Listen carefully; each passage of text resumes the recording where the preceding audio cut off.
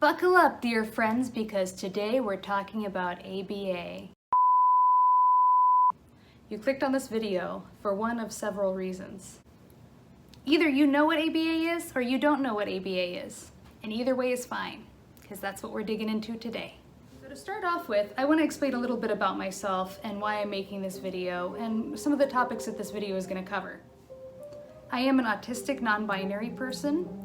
I was an ABA therapist for 9 months.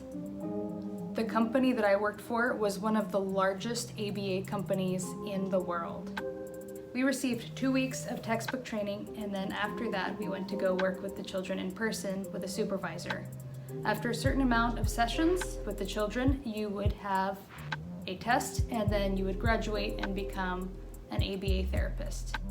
After you passed the in-person test, you were able to work with the children unsupervised. All of the therapists would work under a BCBA. The BCBAs that we worked with came up with all the lesson plans and all the behavioral interventions. The therapists themselves are the ones that are directly interacting with the kids and are doing these behavioral interventions. The therapists are the ones that actually work hands-on with the kids. These sessions will either take place at a center where the BCBA works, or at the client's home.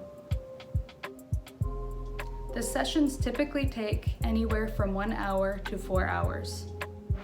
The session lengths and frequency are usually determined by the BCBA, who will talk to the parents and analyze the kids' behavior and see exactly how quote-unquote severe they are and where they need help the most. So now that you've heard a little bit about how the process works, I'm going to start talking about ABA and what it is in its own words. I hope you have your Lysol ready because it's about to get messy. ABA stands for Applied Behavioral Analysis. Its roots are in behaviorism, as in P.F. Skinner. You may have heard of Skinner's dog box. Basically, an action has a consequence, and the consequence can either reinforce the behavior or it can discourage the behavior. Every action has a consequence, and these consequences can be used to shape behavior by either reinforcing them or discouraging them. And that's going to be your basis of ABA. So you may have heard these concepts in other fields, maybe dog training perhaps. A little bit about the history of ABA. Founded by a man named Ivar Lovaas, and he liked to take electric shocks and use them as punishment for children. Our good buddy Lovaas did stop doing this eventually, but he did use these as a foundation of many of the studies that claim that ABA is effective. Modern people that practice ABA will claim that the industry as a whole has moved away from this. However, they are still using adversive techniques, withholding things. You'll see a lot of adversive techniques used when something that the child already has and is being enjoyed by them is taken away very quickly because they produce an undesirable behavior. So how does this all come together for child or just autistic behavior in general? So first of all, this is just about teaching compliance. So the child is never allowed to say no even when they are physically in pain or incapable of doing something. There are a lot of autistic kids that have motor coordination issues and have issues building up their muscles. So there's a lot of things that ABA practitioners force them to do that are physically uncomfortable for them. ABA basically teaches the kid that they're not ever allowed to say no, or this hurts, or for them to ask for something different. It teaches them to follow authority without ever asking questions or even having the opportunity to ask questions. It often leaves them more vulnerable to abuse. ABA forces a child to build a mask. Some folks may not be familiar with the term masking, but essentially what it is it's a false persona built up by the autistic person to appear more neurotypical. And while this may not seem like a huge deal, like everybody masks in certain situations, everybody has their party face and their certain other face that they do when they're in certain social situations. For autistics, it's all the time, literally all the time, and it's extremely, extremely exhausting. So talking about masking actually ties into another subject, which is stimming. Masking often forces autistics to suppress or just stop stimming in general. And stimming is extremely important for an autistic body. It reduces anxiety, it reduces stress, it provides self-regulation. Even neurotypical people stim sometimes to calm themselves down, but it's usually something like bouncing a leg or flicking a pen or something like that. Generally, what happens is that with these kiddos, the BCBA will try to quote unquote extinguish the behavior entirely. So everybody stims here and there, even neurotypical people stim, but for autistics, it's a way to self-regulate. It's a way to calm down. It's a way to express themselves. So another thing that ABA does is it teaches these kids that their needs are not important. Going back to what I mentioned earlier, they are literally not allowed to say no, even if something is physically painful. For example, a light is too bright.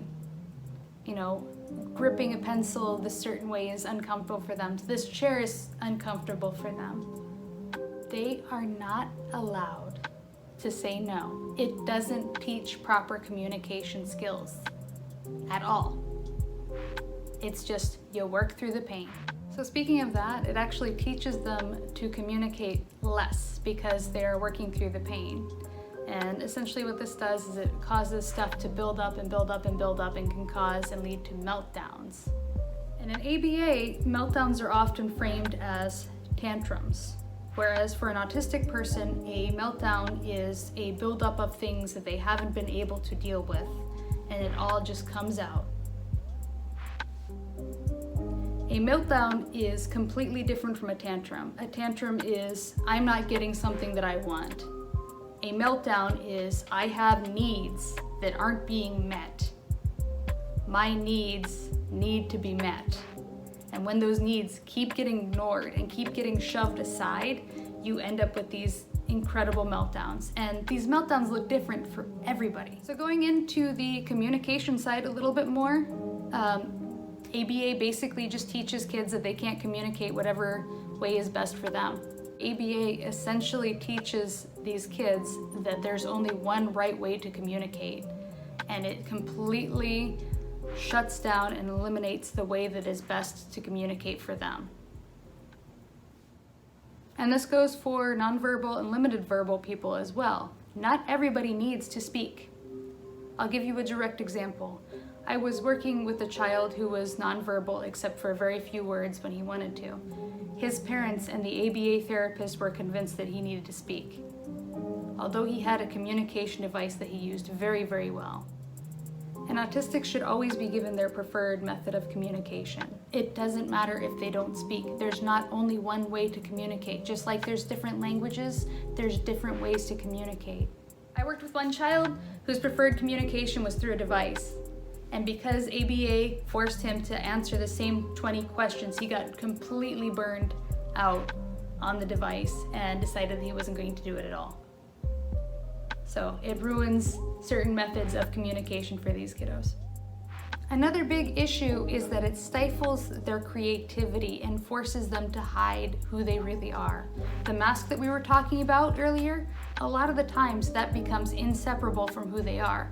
So they don't have a choice and they're constantly at a very, very high anxiety level. Instead of finding out what these kids' needs are, the goal of ABA is to make them quote unquote normal. So instead of finding out what these kids' needs are emotionally, academically, physically, sensorially, we end up just ignoring it in ABA. We're just pushing on through. Another goal of ABA seems to be to stifle a lot of the behaviors and the stims that are annoying or weird to adults.